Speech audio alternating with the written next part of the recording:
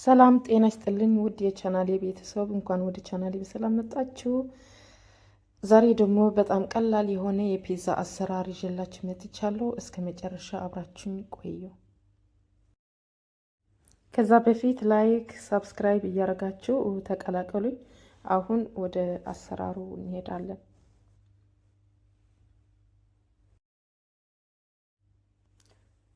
እዚህ ጋር ትንሽ ለብ ያለ ውሃ አለኝ። ለብ ያለ ውሃ ጨምሬያለሁ እና ትንሽዬ ኦሊቭ ኦይል የወይራ ዘይት፣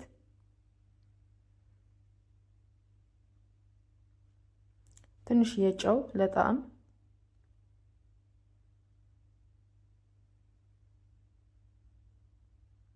እና አንድ የሻሂ ብርጭቆ ዱቄት ነጭ ዱቄት ጨምሬያለሁ። ደረቅ እርሾ፣ ከዛ በደንብ አድርጌ አዋህደዋለሁ። ይሄ ምንም ማዳመጥ ምናምን ያስፈልጋችሁም፣ በመጥበሻ ስለምንሰራው በጣም ቀለል ያለ አሰራር ነው። ትወዱታላችሁ። ምንም ይፈርታ ያስፈልገውም።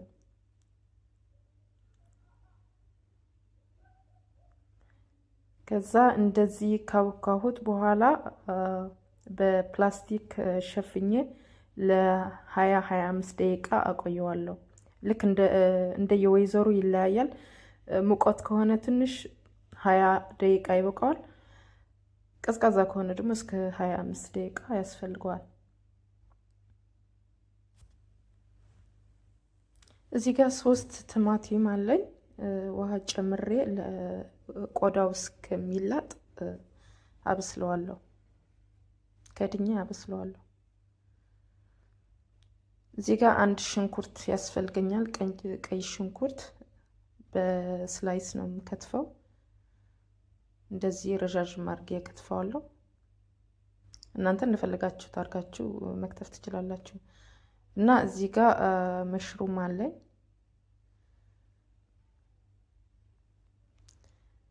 መሽሩሙ በስሱ ነው የምከትፈው። ወፍራም መሆን የለበትም። በመጥበሻ ስለምንሰራው ፒዛችን መሽሩሙ ከወፈረ ሁሉም ቀጫጭን አድርገን መክተፍ አለብን፣ ቶሎ እንዲበስልልን ማለት ነው። አያችሁት? እንደዚህ በጣም ስስ መሆን አለበት መሽሩሙ።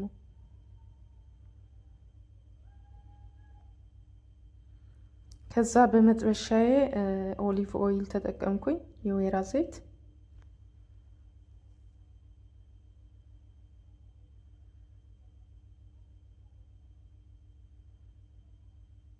እዚህ ጋር ዶሮ፣ የተከታተፈ ዶሮ፣ አጥንት የሌለው ዶሮ በደንብ አድርጌ ጥብስ አድርገዋለሁ። እናንተ እንደፈለጋችሁት ያለ ዶሮ መስራት ትችላላችሁ። በአትክልት ግድ አይደለም በዶሮ መስራት። እና የከተፍኩት መሽሩም ጨመርኩት።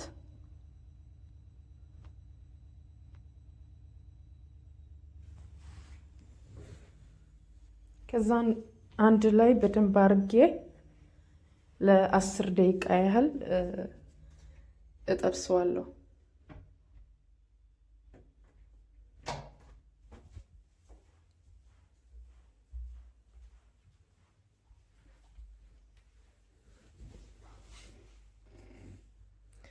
ውሃው ድርቅ እስከሚል ድረስ ምንም ውሃ እንዳይኖረው በደንብ አርጌ ነው የዶሮው ውሃ እስከሚመጣው በደንብ አርጌ አበስለዋለሁ። ከዛ ሽንኩርቱ ጨመርኩት፣ የከተፍኩት ሽንኩርት።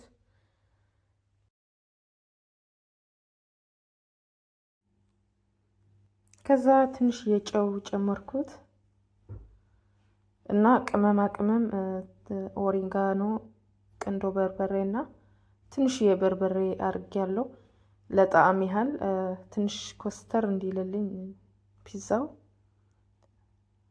እናንተ የፈለጋችሁት እንደ ፍላጎታችሁ ማድረግ ትችላላችሁ።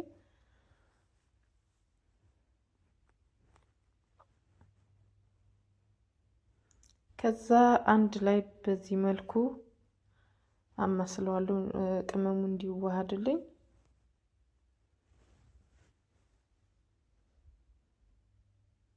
እውነት ሞክሩት። በጣም ቀላልና ምንም ኢፈርት የማያስፈልገው አሰራር ነው። ትወዱታላችሁ። አሁን ይበቃዋል።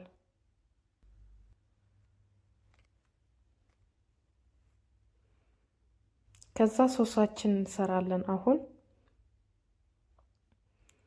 እዚህ ጋር የቀቀልኩት ቲማቲም ቆዳው አንሽቼ በዚህ መልኩ ፈጭቼ አዘጋጅቼዋለሁ። ለ5 ደቂቃ ያህል ነው ሶሱ የቲማቲም ሶሱ ማብስለው። ከዛ የፓስታ ሶስ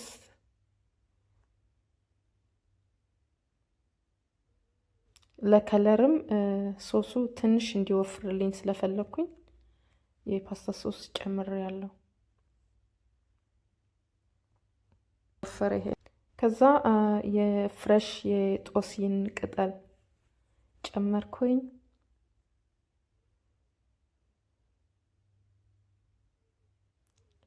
ሀሳብ አስተያየት ካላችሁ ኮሜንት ሴክሽኑ ላይ አስቀምጡልኝ። ሀሳባችሁ ለመስማት በጣም ዝግጁ ነኝ። ከዛ ትንሽ የቅመማ ቅመም እጨምራለሁ። እዚህ ጋር የጨመርኩት ኮረሪማ ነው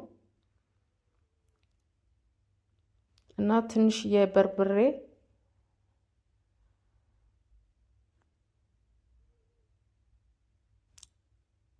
ከዛ ነጭ ሽንኩርት ፓውደር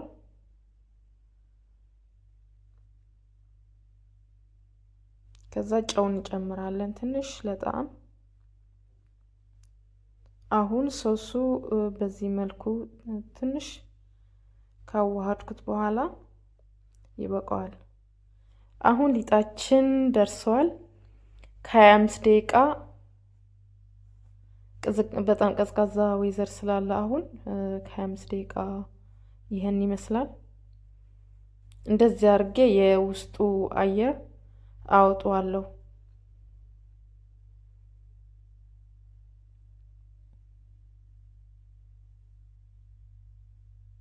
ከዛ መጥበሻችን እናዘጋጃለን። አሁን ትንሽ የኦሊቭ ኦይል አደርጋለሁ፣ የወይራ ዘይት እንዳይዝ ፒዛችን እንዳይዝልን። ከዛ በብሩሽ እንደዚህ በሩሽኩት። ከዛ በላዩ ላይ ትንሽ ዱቄት አደርጋለሁ።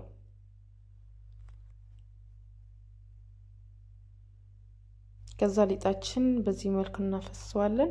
ሊጡ በሁለት ቦታ ነው የምጋግረው። ሊጡ እዚህ ጋር በጣም መወፈር የለበትም፣ ሳሳ ማለት አለበት። ፒዛ ወፍራም ከሆነ ብዙም ጥሩ አይደለም፣ ቶሎም እንዲበስልልኝ። ከዛ ያዘጋጀሁት ሶስ በዚህ መልኩ በላዩ እቀባዋለሁ።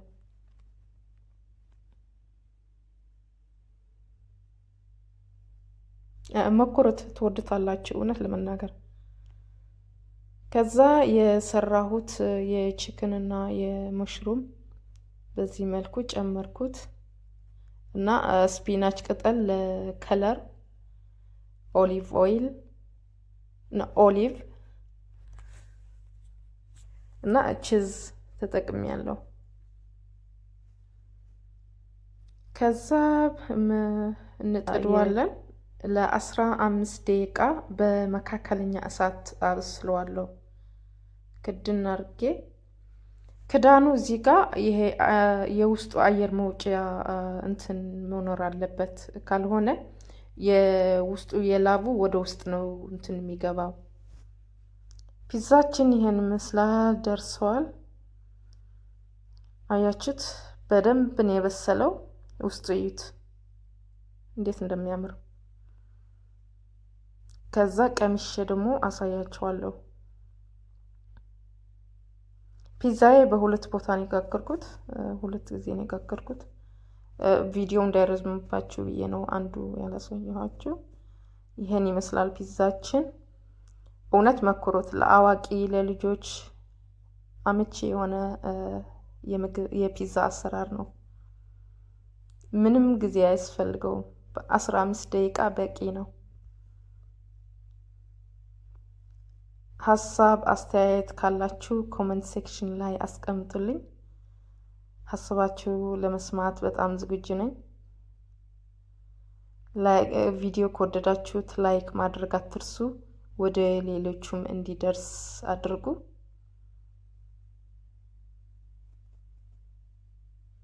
አያችሁት? በደንብ ነው የበሰለው። ውስጡ ራሱ በጀርባው እዩት። በደንብ ነው የበሰለው። ድርቅ ነው ያለው። እውነት የመጥበሻ ፒዛ አይመስልም። እውነት ለመናገር የዛሬ ቪዲዮ ይሄን ይመስላል። ቪዲዮ ከወደዳችሁት ላይክ፣ ሼር ኤንድ ሳብስክራይብ ማድረግ አትርሱ። በሌላ ቪዲዮ እስከምንገናኝ